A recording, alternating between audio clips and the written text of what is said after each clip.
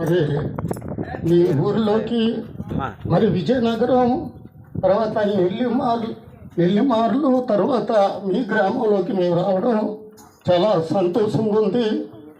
ఈరోజు మరి మీరందరూ కూడా యేసుక్రీస్తు నామములో రక్షించబడాలని మరి ఈ సత్యాన్ని మీకు తెలియపరచుటకు మేము మరి ఈ యొక్క గ్రామంలోకి మేము రావడం జరిగింది.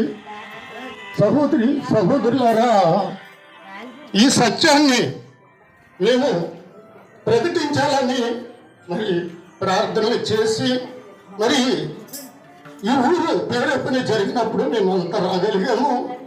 ఇది మా వల్ల కాదు, కానీ ప్రభు అయిన యేసుక్రీస్తు ఈ లోకమునకు వెలుగు, ఈ వెలుగుని పొందుకోవాలని మేము ఎంతో మరి ఆశపడి గ్రామంలోకి వచ్చాము. మీకు సమయం మరి 2 విషయాలు మీకు తెలియజేస్తాను. ఈ తక్కువ సమయంలోనే మరి మీరు ఈ మాటలు శ్రద్ధగా వినాలని నేను కోరుకుంటూ ఉన్నాను. దేవుడి వాక్యము లోకమునకు వెలుగు కనుక ఈ వెలుగు ఎవరైతే పొందుకుంటారో వారు రక్షించబడతారు. వారు హృదయం తెరవబడి ప్రభు అయిన యేసుక్రీస్తు ఆ హృదయంలోకి వచ్చి ప్రతిష్ఠించబడతారు.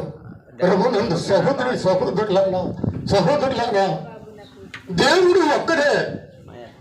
దేవుణ్ణి మనం తెలుసుకోవాలి. దేవుణ్ణి ఎప్పుడైతే మనం తెలుసుకుంటామో నిత్య జీవాన్ని మనం పొందుకుంటాం. ఇక్కడ చాలాసార్లు లోకపరంగా మనం జీవిస్తూ ఉంటాం. జీవించినప్పుడు ఈ లోకంలో అన్నిటి మీద కూడా మనం ఆశపడుతూ ఉంటాం. ఈ లోకంలో ఆశ దురాశ వినాశానికే. నిరంతరం ధనం మని తప్పించురే జనం, విరామమే ఎరుందక గడింతురే ధనం, సమాధి అవుతూ ఇదన్నా అన్న ఏమి ప్రయోజనం, తునమైన నీ వెంట రాదు ఈ లోకంలోని చీకటి. వెలుగు అనేది ప్రేమ, సంతోషము, సమాధానము, దీర్ఘశాంతము, దయాలత్వము, ప్రేమ, సాత్విత్వము. ఇవి ఎప్పుడైతే యేసుక్రీస్తు నామములో రక్షించబడతారో వారిలోకి ఆ ప్రేమ వస్తుంది. అలాగే అపోస్తలుడైన పౌలు సువార్త ప్రకటిస్తున్నప్పుడు ఒక స్త్రీ లూదియా అనే స్త్రీ, తూతయారు పట్టణస్తురాలు అనేటువంటి స్త్రీ చక్కగా దేవుని వాక్యం విన్నప్పుడు ఆ వాక్యాన్ని అక్కడ అమ్ముతున్నటువంటి రంగులు బట్టలు అవన్నీ విడిచిపెట్టి దేవుని సేవకులు చెప్పినటువంటి మాటలు గ్రహించగలిగింది.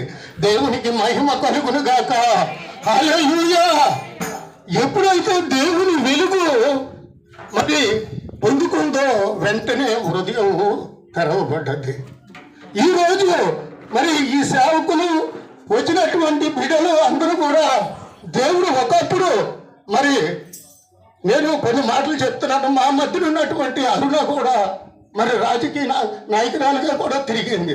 ఎప్పుడైతే సువార్థకులు చెప్పిన మాటలు విని హృదయాన్ని తెరుచుకుంది. దేవునికి మహిమ కలుగును కాక. ఎందుకంటే ఇప్పుడు మీరు ఈ మాటలు ఎంతవరకు మరి మీరు వింటున్నారో, మీరు కూడా దేవుడి మాటలు తెలుసుకుంటే ఆయనలో జీవం ఉన్నది.